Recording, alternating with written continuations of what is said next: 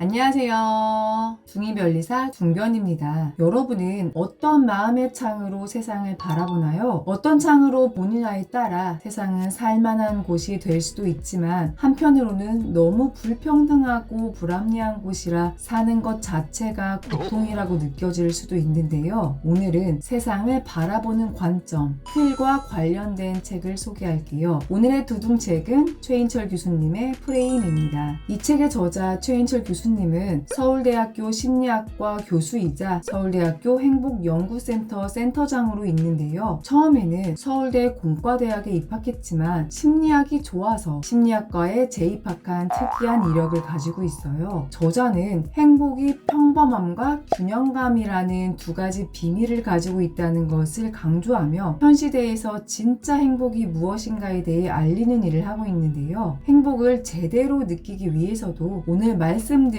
프레임을 먼저 알아야 한답니다. 프레임, 사전적으로는 창문이나 액자의 틀을 의미하는 단어예요. 그리고 보통 뚜렷한 경계 없이 펼쳐진 대상들 중에서 특정 장면이나 대상을 하나의 독립된 실체로 골라내는 기능을 하는데요. 조금 쉽게 얘기하면 프레임은 곧 세상을 바라보는 마음의 창입니다. 어떤 문제를 바라보는 관점, 세상을 향한 마인드셋, 심지어 사람들에 대한 고정관념까지 모두 포함하는 넓은 개념이 바로 프레임인데요. 마음을 비춰보는 창으로서의 프레임은 양면성을 가지고 있어요. 특정한 방향으로 세상을 보도록 이끄는 조력자의 역할을 하지만 동시에 우리가 보는 세상을 제한하는 검열관의 역할도 합니다. 이 책에서는 프레임을 소개하기 위해 서양 동화를 소개하는데요. 핑크 대왕 퍼시라는 동화 이야기입니다. 핑크 대왕이라는 말처럼 퍼시는 핑크색을 광적으로 좋아해서 자신의 모든 소유물을 핑크색으로 가지고 있었어요. 그런데 자신의 소유물에서 만족하지 않았죠. 성 밖에 핑크가 아닌 다른 색들이 수없이 존재하는 것을 알고는 백성들의 모든 소유물까지 핑크로 바꾸는 법을 만들었죠. 하지만 여기에도 만족하지 못하고 자연, 예를 들어 나무, 풀, 꽃, 동물 등도 핑크로 염색하도록 했죠. 그럼 퍼시는 이제 만족했을까요? 아니에요. 단 하나 핑크로 바꿀 수 없는 게 있었는데 바로 하늘이었어요. 퍼시는 하늘을 핑크로 바꿀 수 있는 방법을 찾아내라고 명령합니다. 이때 퍼시의 스승은 고심 끝에 하늘을 핑크색으로 바꿀 묘책을 발견했는데요. 어떤 묘책일까요? 핑크빛 렌즈를 끼운 안경을 만들어서 퍼시에게 준 것입니다. 핑크빛 렌즈 덕분에 백성들의 물건, 자연을 핑크로 물들일 필요도 없게 되었고 마지막으로 바꿀 수 없었던 하늘까지도 핑크빛으로 바라볼 수 있게 되었다는 이야기인데요. 이건 마치 선글라스 쓰고 실내에 들어갔을 때 왜 이렇게 어둡지? 라고 느끼는 것과 비슷한데요. 이게 바로 프레임이에요. 핑크 안경을 끼면 세상이 온통 핑크로 보이고 선글라스를 쓰면 세상이 온통 어둡게 보이는 것이요. 흔히들 색안경이라고도 하죠. 색안경을 끼고 세상을 바라보면 그 색으로만 보인다고들 하잖아요. 저는 프레임의 정의를 보면서 감사에 대해 생각하게 되었는데요. 수많은 자기계발책, 심리학책, 성공한 사람들의 자서전을 보면 의외로 감사라는 말이 많이 나와 있어요. 다들 성공했으니까 감사를 논하는 거 아니야? 라고 생각할 수도 있는데요. 하지만 그들은 성공은커녕 남들이 보기에 감사할 형편이 아닌데도 그냥 감사를 했죠. 저는 이게 바로 프레임이라고 생각했어요. 감사 프레임. 즉 감사의 창으로 세상을 바라본다면 다른 사람들이 감사할 수 없는 것들에도 감사할 수 있게 되죠. 여러분은 감사의 반대말이 뭐라고 생각하세요? 화?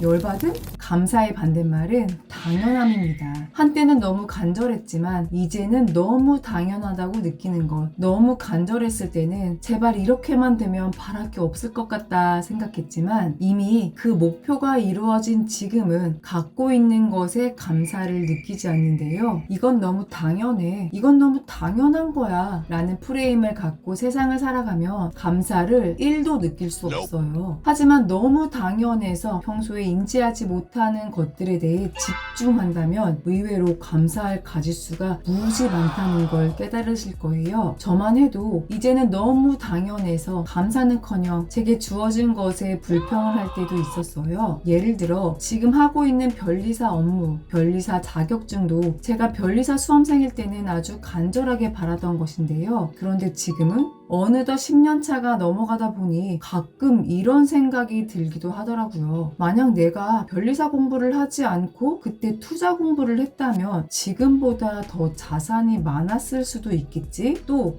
난임으로 고생해서 임신하기 위해 출근 전 새벽 6시부터 난임센터에서 줄 서서 기다리며 이런 생각을 했죠. 임신만 된다면 아이를 정말 잘 키울 수 있을 것 같아. 그런데 지금은요, 가끔 에너지 넘치는 아들 둘을 보면서 아이가 없었다면 내일에 더 집중할 수 있었을 텐데 라는 생각이 가끔 들어서 저도 깜짝 놀란답니다. 아이들이 신생아였을 때는 제대로 된 잠도 못 자고 쪽잠을 자며 아이들에게 분유를 주었는데 그때에 비하면 지금은 너무 편히 잘 수 있는데도 가끔 아이들이 잠때를 놓쳐서 1시간 정도 늦게 자면 얘는 왜 이렇게 안 자는 거야? 이런 생각도 들죠. 사람이란 정말 간사한 것 같아요. 그쵸? 이럴 때 저를 붙잡아 주는 게 있어요. 당연한 건 아무것도 없다 라고 제가 써놓은 메모인데요. 이 메모를 보면 그렇지, 한때는 간절하게 바랬던 것들이 변리사 아이들이잖아. 이러면서 다시 정신을 차리고 저에게 있는 것들, 그리고 그걸 누리는 지금에 감사하게 됩니다. 여러분, 생각을 바꾸면 세상이 바뀝니다. 여러분이 가진 당연함의 프레임을 감사 프레임으로 바꿔보세요. 감사 렌즈, 감사 안경이라는 프레임을 끼고 세상을 바라본다면 모든 것에 감사할 수 있죠. 지금 상황이 너무 힘들고 지쳐도 충분히 감사할 수 있을 겁니다. 여기서 중요한 것은 결국 내가 노력을 해야 한다는 건데요. 감사 프레임으로 바꾸는 것이 정말 안경을 바꿔 쓰는 것처럼 쉽게 될 수 있을까요? 절대 아니죠. 내가 바꾸고자 하는 적극적인 노력이 없다면 절대 이루어질 수 없습니다. 부정적인 생각들을 감사하는 생각으로 바꾸려고 의식적으로 노력을 해야 합니다. 주변에 감사할 것이 너무 많다고 의식적으로 생각하며 지내려고 애써야 하는데요. 제 예를 또 들어볼게요. 며칠 전에 사무실 화장실에 온수가 고장이 났었어요. 그래서 너무 손이 시려워서 정수기에서 뜨거운 물을 받아가서 손을 씻고는 했는데요. 이게 조금 귀찮은 게 아니더라고요. 그런데 갑자기 따뜻하게 손 씻는 것도 감사하다. 평소에 너무 당연해서 못 느꼈네 라는 생각이 들더라고요. 이렇게 우리의 주변에 감사할 것들은 정말 많답니다. 그리고 이렇게 주변이 감사할 일들로 넘친다면 여러분의 인생은 이미 성공의 길에 올라선 것입니다. 주변이 감사로 넘치는데 내가 성공하지 못했다고 할 수 있을까요? 마지막으로 헬렌 켈러 이야기로 오늘 영상을 마치려고 합니다. 눈으로 세상을 보고 귀로 세상 이야기를 들을 수 있다는 것이 당연하기에 한 번도 여기에 대한 감사를 느끼지 못했던 저에게 큰 울림을 주는 이야기였는데요. 헬렌 켈러는 태어난 지 19개월 만에 청각과 시각을 모두 잃었지만 앤 설리번 가정교사를 만나면서 글자와 점자를 배우고 사람들과 대화하고 책도 읽을 수 있게 되었고 비장애인도 힘들다는 레드클리프 대학 졸업이라는 과업을 이루어냈어요. 19개월이라면 아예 살면서 세상을 볼 경험도 들을 경험도 없었다는 건데요. 그녀는 50살이 넘어서 쓴 자서전 사흘만 볼 수 있다면에서 3일간 볼 수 있는 기회가 있다면 무엇을 보고 싶은지를 말했어요. 첫째 날에는 나의 삶을 열어준 설리번 선생님과 사랑하는 친구들, 애견들과 자연들을 보고 싶다. 둘째 날에는 빛이 어둠을 밀어내는 풍경과 박물관, 미술관 등을 볼 것이고 마지막 날에는 도시 항복판을 거닐고 엠파이어 스테이트 빌딩의 꼭대기로 올라가 도시의 풍경을 보겠다. 여러분이 지금 누리고 있는 너무 당연한 것들 아닌가요? 보고 싶은 사람을 보고 거리를 거니는 것들 너무 당연해 보여서 놀랐죠. 그 당연함들이 모두 다 감사할 대상이랍니다. 감사 프레임을 갖는 순간 여러분의 하루는 전혀 다르게 보일 것입니다. 지금까지 둥이별리사 둥변이었습니다. 오늘도 원하는 것에만 집중하는 하루, 행복한 하루 보내세요. 감사합니다.